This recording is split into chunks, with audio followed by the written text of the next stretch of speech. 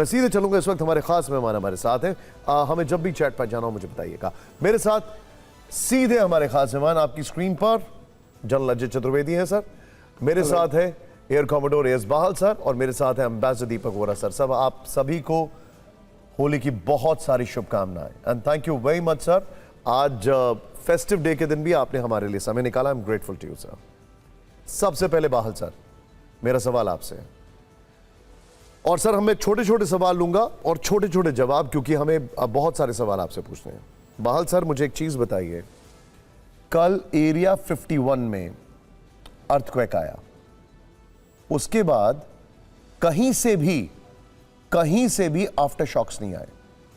कहते हैं कि एरिया 51 में अर्थक्वेक बहुत रेयर चीज होती है, और आज उसी के बाद मिनटमैन 3 का टेस्ट किया गया है। Sir can we connect the dots, या फिर I am a little too pragmatic? Can we connect the dots? कहीं ऐसा तो नहीं है, क्योंकि ट्रम्प ने कहा था बहुत पहले कि हम वो न्यूक्लियर मिसाइल को टेस्ट करना चाहते हैं, और फिर उनको बताया गया था कि वो न्यूक्लियर मिसाइल का इस्तेमाल कर सकते हैं, तो उनको बताया गया था पहले टेस्ट तो कर लो। ये न्यूज़वीक का आर्टिकल है। और अब इन दोनों को, वो वॉरहेड और वेपन दोनों को मेट करना चाह रहे हो। निशांत जी जय हिंद, और बहुत थैंक्स फॉर इनवाइटिंग मी कि इतने सारे एस्टीम्ड पैनलिस्ट के साथ। अभी इसमें मैं दो चीजें कहूंगा। एरिया 51 नेवाडा डेजर्ट में है, जहां न्यूक्लियर वेपन्स की टेस्टिंग होती है, खासकर टैक्टिकल न्यूक्लियर वेपन्स की। और दूसरा है कि जो मिनटमैन 3 है वो इंटरकॉन्टिनेंटल बैलिस्टिक मिसाइल ज्यादातर न्यूक्लियर वेपन्स को कैरी करने के लिए है, क्योंकि वैसे तो इतनी सारी टोमाहॉक ऑलरेडी डिप्लॉयड है अरेबियन सी में या फिर सी ऑफ ओमान के पास। तो कहीं ना कहीं इसका क्या मतलब है? इसका मतलब है ये स्ट्रेटेजिक मैसेजिंग दी जा रही है।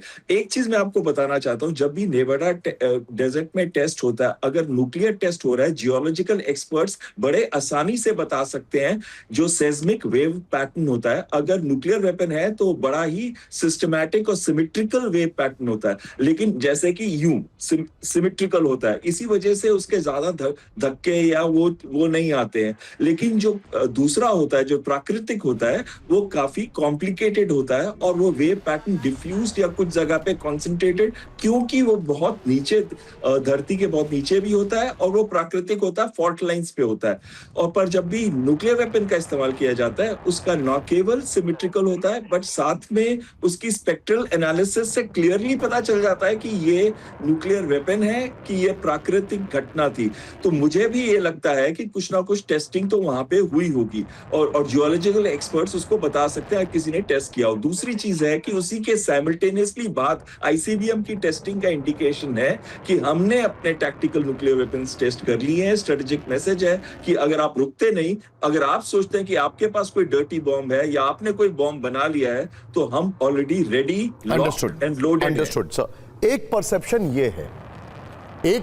ये है कि अगर आपने न्यूक्लियर वेपन तैयार करा है, जो बहाल सर कह रहे हैं, तो हम भी तैयार हैं।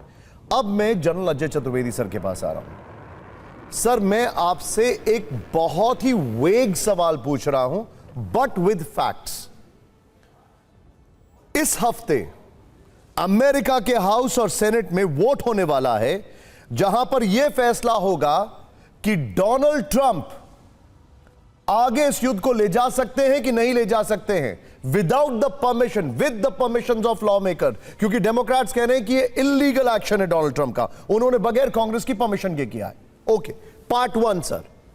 पार्ट 2, चतुर्वेदी सर, यहां पर एक सबसे बड़ा सवाल है कि डोनाल्ड ट्रंप ने कहा कि हमने इसलिए ईरान पर हमला किया क्योंकि बहुत जल्द उनके पास वो मिसाइल्स आने वाली थी जो कि अमेरिकन्स को हिट कर सकती थी। बावजूद इसके, और मैं वॉशिंगटन पोस्ट को कोट कर रहा हूं, आज का आर्टिकल है वॉशिंगटन पोस्ट में, फ्रंट पेज पर वॉशिंगटन पोस्ट में यह कोट किया गया है, एंड आई कोट, कि पेंटागन डिफेंस इंटेलिजेंस एजेंसी ने पिछले साल रिपोर्ट किया था कि तेहरान के पास यूएस तक पहुंचने वाली कोई भी मिसाइल 2035 से पहले नहीं आएगी।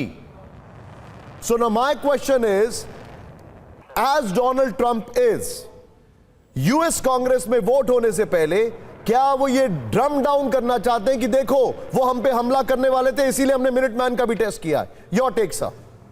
बिल्कुल। और ये बिल्कुल अमेरिकन डबल स्पीक का लेटेस्ट एग्जाम्पल है। I will not say the only example, latest example है।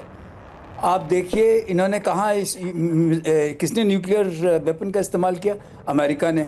किसने धमकी दी कि हम यूज़ करेंगे?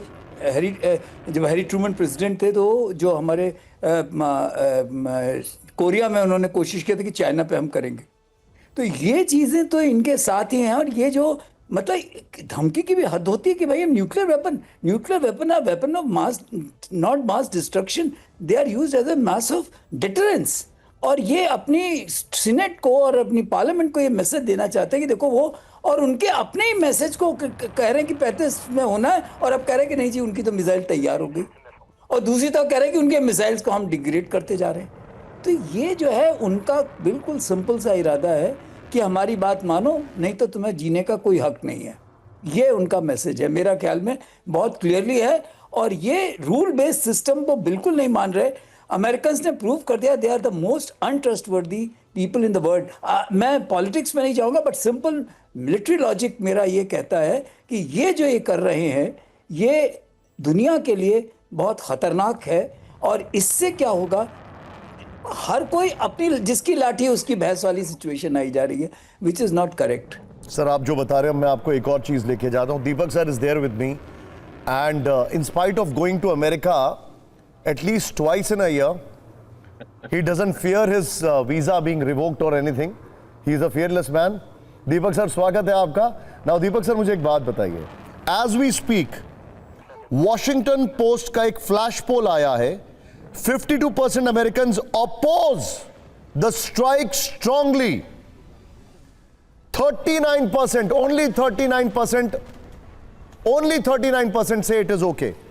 सर मेगन कैली बहुत बड़ी मागा सपोर्टर हैं, आपको पता होगा, बहुत बड़ी जर्नलिस्ट हैं, पॉडकास्टर हैं।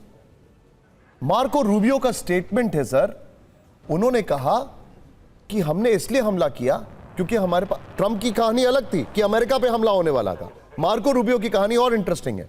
उन्होंने कहा हमने इसलिए हमला किया क्योंकि इजराइल हमला करने वाला था, और अगर इजराइल हमला करता तो हमारे ऊपर हमला हो जाता। तो मेगन कैली का वर्ड्स है, the 4 or 6 Americans who died, they did not die for America, they died for either Iran or for Israel. America में सबसे बड़ी चर्चा यह है कि अमेरिका अपनी जंग नहीं लड़ रहा है, and Trump has lost the pot. Do you agree with this, sir? Sir बड़ा कठिन प्रश्न आपने पूछा, but thank you very much.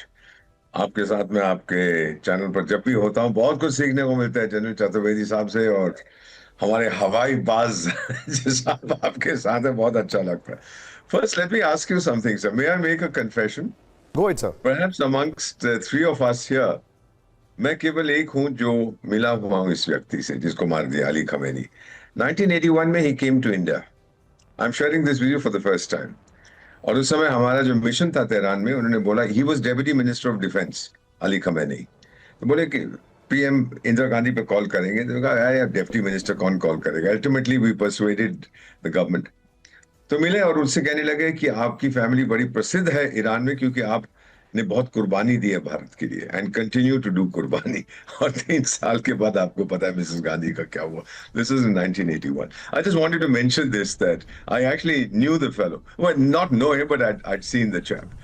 Sir अभी जो ट्रम्प साहब कर रहे हैं, आपने कांग्रेस का जिक्र किया, you think he cares about Congress? आप अमेरिकन कॉन्स्टिट्यूशन को बड़े ध्यान से पढ़िए, कॉन्स्टिट्यूशनल एक्सपर्ट से बात करिए। द प्रेसिडेंट के पास ओवरवीनिंग पावर है, he can ignore Congress, emergency war powers act करके, तभी तो वो कह रहा है कि ईरान हम पे हमला करने वाला था। This is the Emergency War Powers Act. We were going to a state of war. मेरे पीसीआर से मुझे खबर आ रही है इस वक्त, please pardon me sir, everybody be on a stand by. मैं इतना इंटरेस्टिंग डिस्कशन बीच में रोक रहा हूं।